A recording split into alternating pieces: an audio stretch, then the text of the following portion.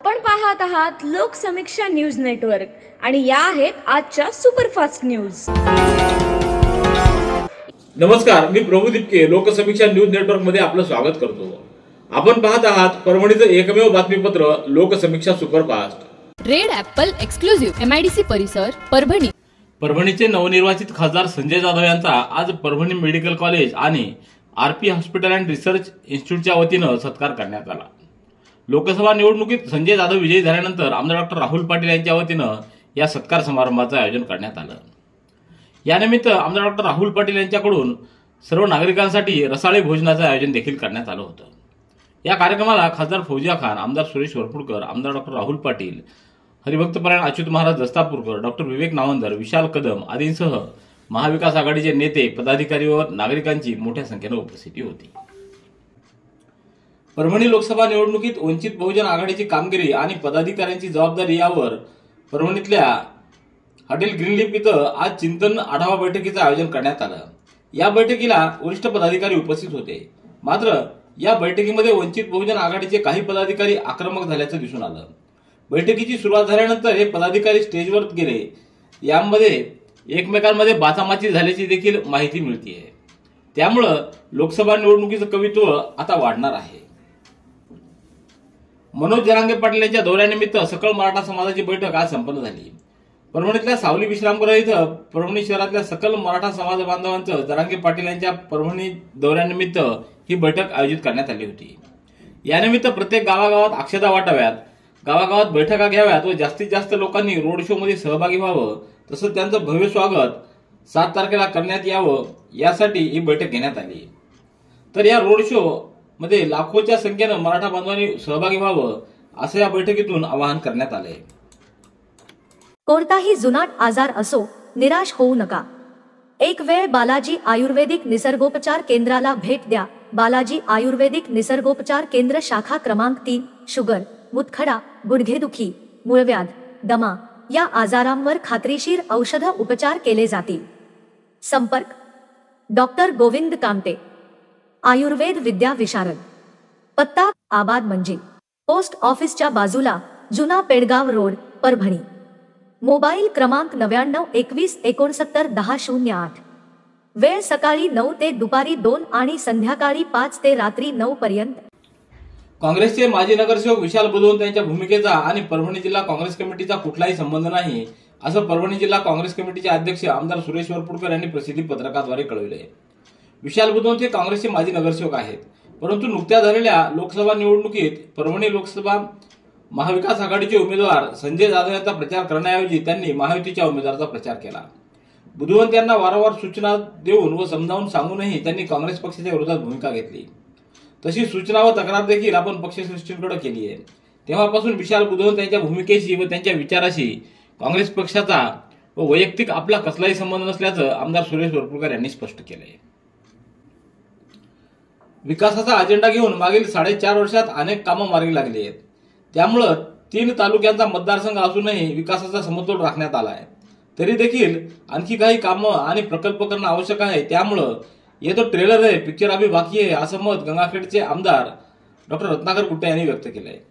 पूर्णा तहसील कार्यालय व कर्मचारी निवासस्थान बांधकाम भूमिपूजन आमदार डॉक्टर रत्नाकर गुट्टे यांच्या हस्ते आज संपन्न झालं। याप्रसंगी अधिकारी, कर्मचारी, पदाधिकारी व नागरिकांची मोठी गर्दी होती। तर उपविभागाधिकारी जीवराज दापकर, तहसीलदार माधव बोथीकर, बालाजी पवार, सुभाष देसाई, गणेश कदम, बाळासाहेब कदम, उत्तम डोने, अनंत पारवे, हरिभाऊ कदम आदींची विशेष उपस्थिती होती। परभणी मेडिकल कॉलेज आणि RP हॉस्पिटलच्या वतीनं नागरिकांसाठी आज निशुल्क आरोग्य तपासणी शिबिराचं आयोजन करण्यात आलं।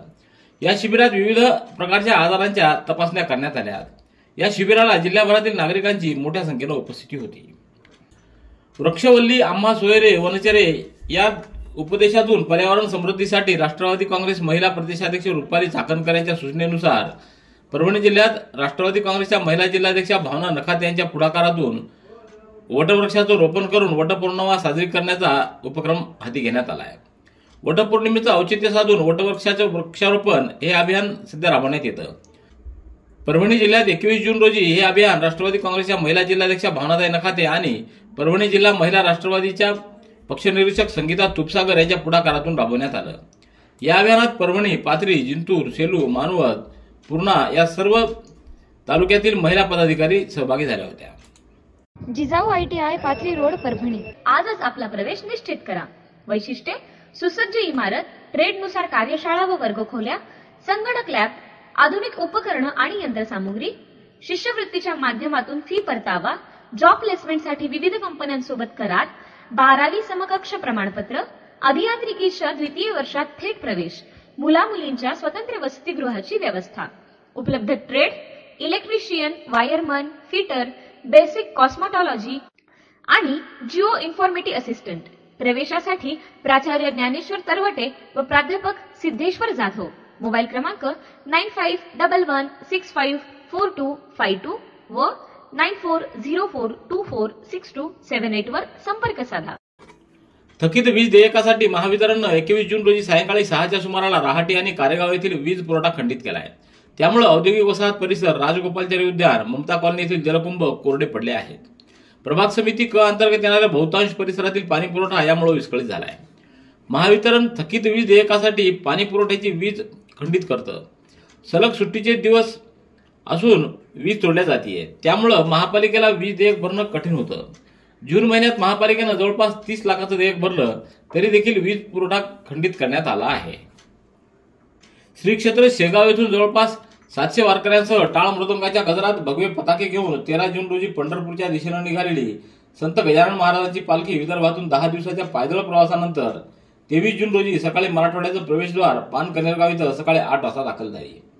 यावेळी हिंगोली जिल्ह्यात भाविक भक्तांनी जेसीबीनं फुलांचा वर्षाव करत बँड व फटाक्याच्या जल्लोषात पालखीचं स्वागत केलं. मराठा समाज आरक्षण विषयावर मनोज जरांगे पाटील 7 जुलै रोजी परभणीच्या दौऱ्यात येत आहेत.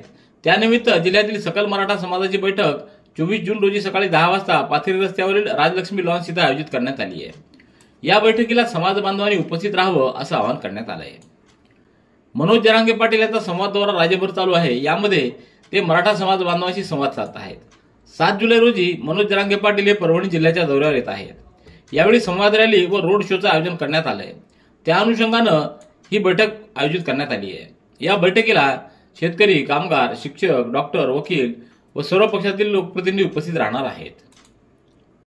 परभणी जिल्ह्यातील हजारो बेरोजगारांना नोकरी देणारे तंत्रनिकेतन मराठवाडा शिक्षण प्रसारक मंडळ संचलित श्री शिवाजी पॉलिटेक्निक परभणी प्रवेश देणे सुरू आहे.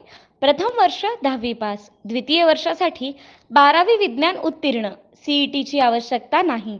प्रथमच मराठीतून पॉलिटेक्निकचा अभ्यासक्रम. उपलब्ध विद्याशाखा civil engineering, mechanical engineering, computer engineering, electronic and telecommunication. उच्च शिक्षित व अनुभवी शिक्षक वृंद, अद्ययावत प्रयोगशाळा, सुसज्ज ग्रंथालय, मुले व मुलींचे स्वतंत्र वसतिगृह, प्रात्यक्षिक व औद्योगिक भेटींचे आयोजन, 100% जॉब प्लेसमेंट, फ्री काउन्सिलिंग सेंटरची सुविधा उपलब्ध. प्रवेशासाठी 8087271670 8329559582 या क्रमांकावरती संपर्क साधावा.